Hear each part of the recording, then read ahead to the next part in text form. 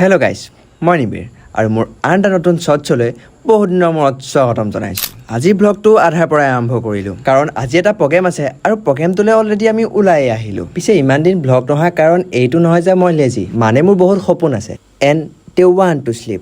By the way, আজি লখিমপুৰত দিহানাম কম্পিটিশ্যন আছে। এইটোৱে হৈছে আজিৰ দিনটোৰ প্ৰগ্ৰেম। এইটো আমাৰ প্ৰথম অনুষ্ঠান, সেইটো কাৰণে যোৱাৰ আগতে মন্দিৰতে সেৱা এভাগ কৰি ল'লোঁ। এই গৰম দিনকেইটাত ৰ'দৰ কথা নকওঁ, আকাশখন কিন্তু পূৰা ক্লিয়াৰ দেখা যায়। আৰু আজি ইয়াতে অনুষ্ঠান, তো গৈ মানুহে ঘৰত কাপোৰকেইটা চেঞ্জ কৰি ল'লোঁ।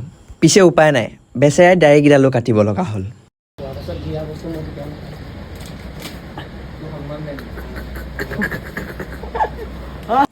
হিয়াৰ ইয়ৰ ভকত ইজ ৰেডি গাইজ, ৰেডি। তাৰপিছত আমি গোটেইকেইটা ওলাই দিহানাম গাবলৈ ৰেডি।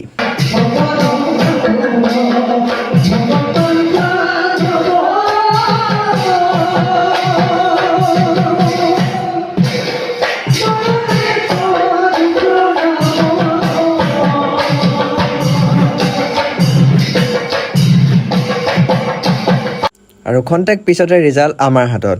দলটোৱে একো নাপালোঁ, কিন্তু অংকুৰে শ্ৰেষ্ঠ নামতি পাইছে। পিছে একো নাই, কয় ন ফেইলাৰ ইজ দ্য কি টু ছাকচেছ।